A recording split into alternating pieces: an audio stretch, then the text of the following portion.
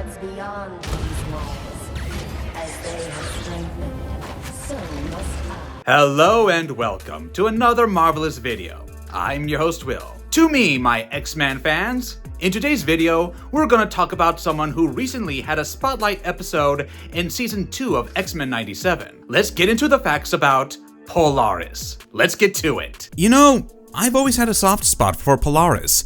While Magneto's other children, Quicksilver and Scarlet Witch, often get the spotlight and became pop culture figures, poor Polaris has often been overlooked, and even the revelation that Magneto was her father was historically retconned. Initially, all we knew about her was that Lorna Dane was a green-haired mutant with powers of magnetism. In fact, she didn't even get the moniker of Polaris till 1976, before which she was referred to as Magnetrix. But if you dig into the comics, there have been multiple instances where Polaris proved how goddamn powerful she is, and sometimes it felt like her powers even surpassed Magneto's. Now, I know that sounds like a long shot, but here goes my top 5 Polaris moments which can justify her being an alpha-level mutant. Krakoa Polaris used electromagnetic vision and turned Wolverine into a weapon.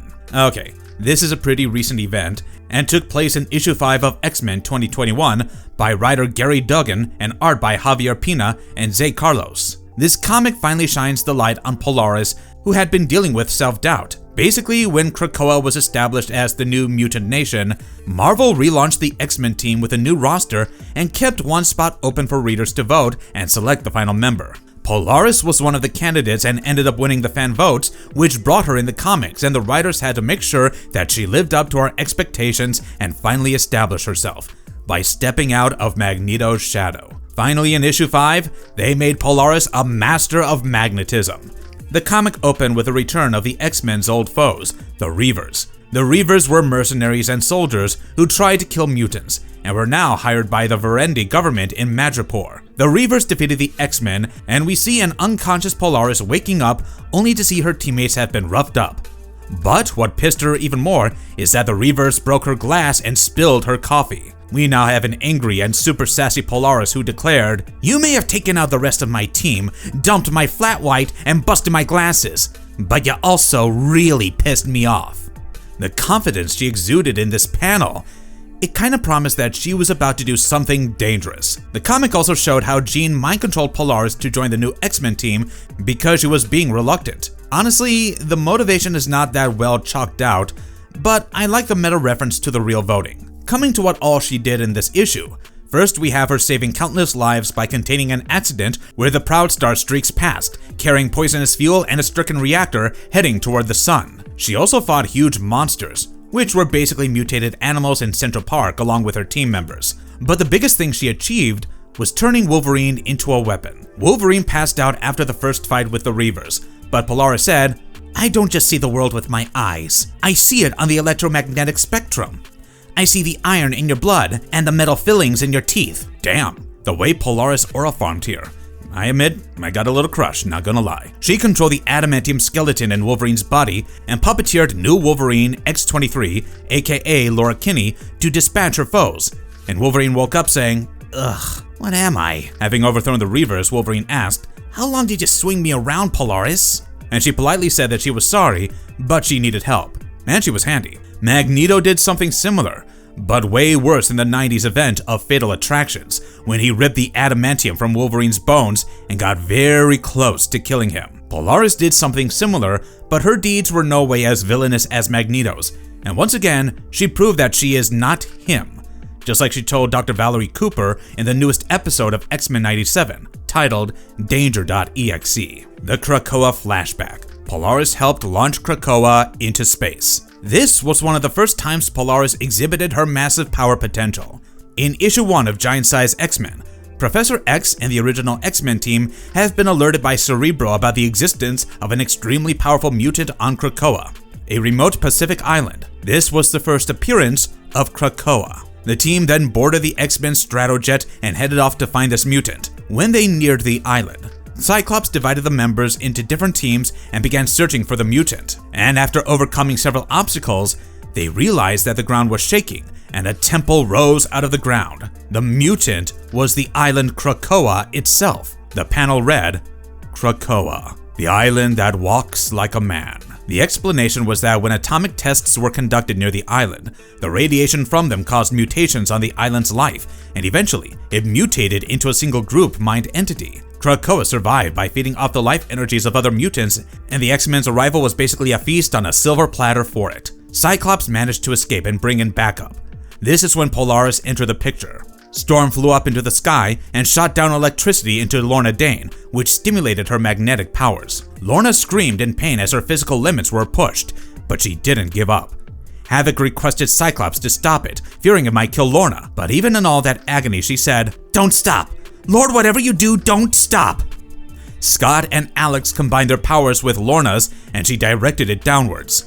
Her magnetic strength penetrated to the center of the Earth, through 4,000 miles of the Earth's ancient crust, down to the very molten center of the planet itself. Krakoa cried out in fear, and everyone fled to safety. Iceman then picked up an unconscious Lorna who had disrupted the magnetic energy in the surrounding regions of the island and cancelled out gravity, effectively flinging Krakoa out into space. I know that this was not something Polaris did on a daily basis, but it was an early glimpse of just how extraordinary the upper limits of her powers could be.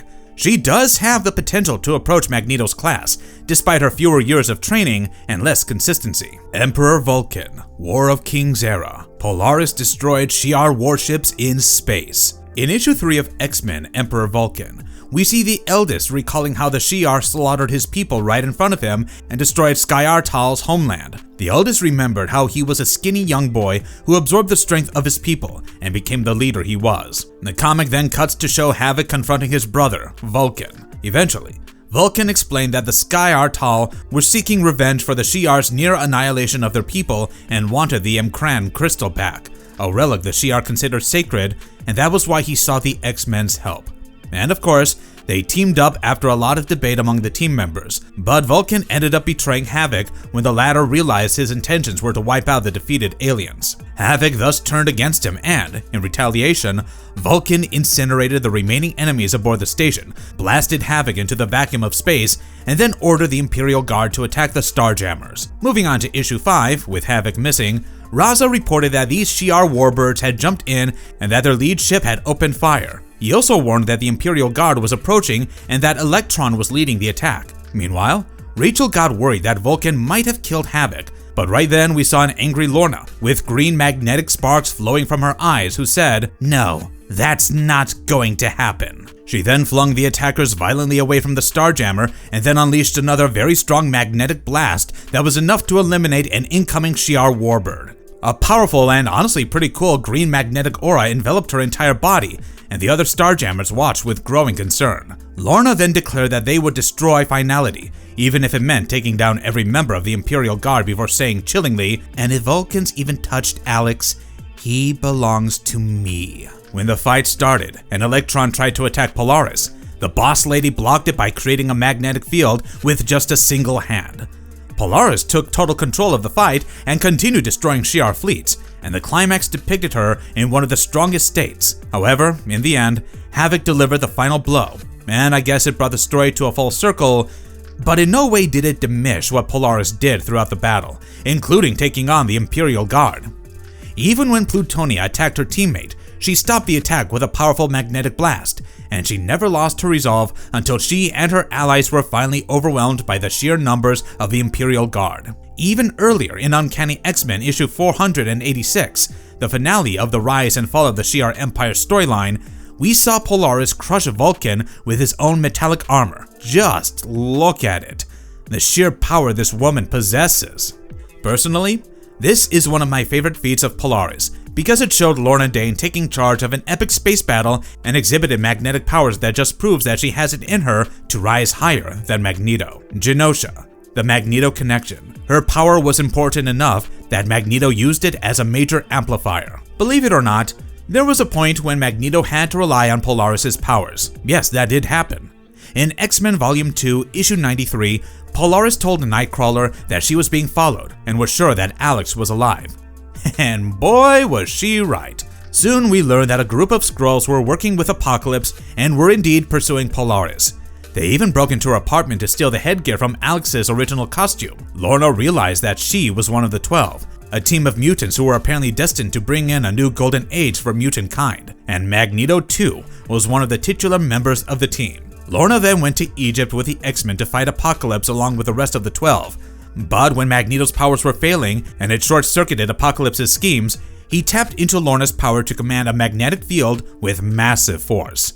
After Apocalypse's defeat, Polaris accompanied Magneto to Genosha, drawn to him by an unconscious magnetic umbilical cord, and used her powers to help sustain Magneto's strength to help maintain order across the island. Polaris did convince herself it was for the greater good, but deep down she knew that she was benefiting from Magneto's guidance. Basically, she saw it as the opportunity to further develop her own magnetic abilities, and during this period, Marvel clearly portrayed Polaris as the mutant who belonged to the same elite magnetic bloodline as Magneto, rather than a weaker imitation. However, when Magneto launched a full-blown attack on Carrion Cove, which was the last city resisting his rule, Polaris turned against him. She tried to stop his assault, but was ultimately defeated and forced to flee Genosha, while Magneto restored his full strength. Even after that, this story arc revealed how Magneto repeatedly relied on Polaris' abilities and suggested that her powers could operate at the very highest level, just like Magneto's. Fall of X. Polaris destroyed Orchis' Bloom Station by ramming Nowhere into it. This is one of the most recent achievements of Polaris. In the Fall of the House of X storyline, she played an integral role against Orchis. In the opening issue, we saw that mutant kind was in deep trouble, with Cyclops being arrested, and the panel read, "Orchis has me right where they want me, on trial, and all of my mutantdom are my co-defenders." The other X-Men tried to rescue Cyclops, and during that, Wolverine was badly wounded. He then declared that the mutants had had enough fear of the world, and along with Colossus and Nightcrawler, decided to wage war against Orchis, but they were captured inside the Bloom Orchis space station. On the other hand, people were celebrating in the space station, screaming that Krakoa and the mutants were guilty, and Krakoa was getting weaker every day. Enter Polaris. With a colossal green magnetic aura surrounding her, she arrived towing Nowhere, the severed head of a celestial that mutants use as a space station, and rammed it straight into Bloom, going to war against Orchis. The Orchis members knew that with Polaris, the power and mass of the celestial will almost assuredly overwhelm the Bloom's shields. And no matter how many gunshots they fired at her, she was invulnerable, walking like a green ball of rage. Now, she didn't just exhibit her mighty magnetic powers, but she was also clever enough to unleash the Brood, fearing that destroying the station might cause some Orchis members to flee. During the mayhem, Wolverine and the others broke free and met Polaris, who was having a cup of coffee, and dude, she looked like a force to be reckoned with. The boys explained to her that she should hold off destroying the station before they could get hold of Firestar, who has been a double agent. In the end, she recalled the Brood back to Nowhere and caused Bloom to crash. Alright guys, that's all for today. Polaris has proved time and again just how powerful she is, and I am so glad that she finally took the center stage in this X-Men 97 episode. The woman deserves a lot more credit than she gets, and all these accomplishments show how well she can rise above and beyond Magneto, if Marvel decides to portray her in that light, because all these years they have planted the seeds pretty well. Let us know your thoughts in the comments below, and if you liked the video, don't forget to like, share, and subscribe to our channel. We'll see you in the next one. Bye!